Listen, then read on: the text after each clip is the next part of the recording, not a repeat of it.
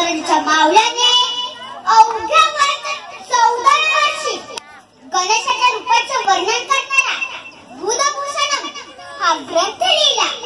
अशा महान राजाचे वर्णन असंही करता येईल की देश धर्म पर मिटने वाला शेर शिवाका छावा मां पराक्रमी मां प्रतापी एकही शंभू राजा था. मित्रांनो, संतुला शैक्षणिक छत्रपतींचे निधन झाले. स्वराज्याचा वाली गेला. महाराष्ट्र पोरका झाला होता. आज त्या महाराष्ट्राचा जिंकून घेता येईल. संभाजी तर काय लहान पोर आहे या आशेने औरंगजेब रायगडावर चालून आला. पण त्याला कुठे माहित आहे सिंहाचा छावा अजून जिवंत आहे. शंभूराजांनी 9 वर्ष औरंगजेबाला मारण्याच्या मागे इतकं फिरवलं त्याला सलग की बल करून सोडलं. पण दगा झाला. माझा राजा कैद झाला. राजाचा मेहुणा गणेश शिर्के जो राजाकडून जहागिरी न मिळाल्यामुळे दुखावला होता, तो औरंगजेबाला जाऊन मिळाला. आपल्या चतुरांनी राजांपर्यंत पोहोचण्याचा गुप्त मार्ग सांगितला. जे राजे 8 लक्षात मानले नाही ते फक्त 2 दिवसांनी पुढे हलगर्जीत झाले. अक्षरशः एका बाजूला 40 माणसं तर दुसऱ्या बाजूला 40 माणसं. अशा 80 माणसांनी राजाला फाश टाकून आवडलं. तेव्हा कुठे 9 वर्षात धडधडणारं वादळ हातात आलं.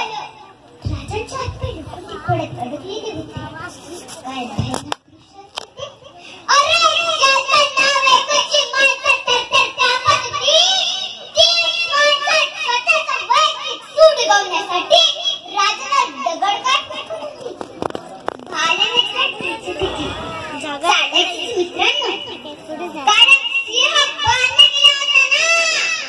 जेव्हा शंभूराजांना छावणीपाशी आणलं गेलं, छावणीचा दरवाजा काढून राजांच्या लक्षात आलं काय आहे तर. शंभूराजांनी आत पाय टाकला.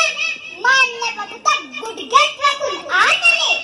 चेहऱ्यावर तेज तसली फिकीर नाही की डोळ्यात भीती नाही.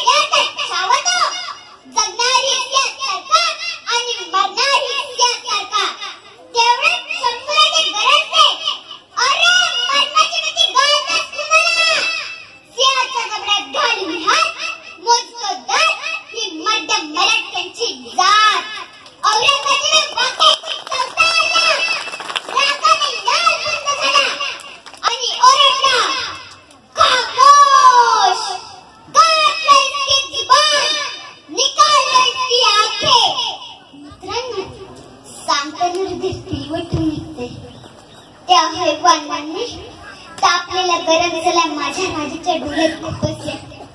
हाल हाल करून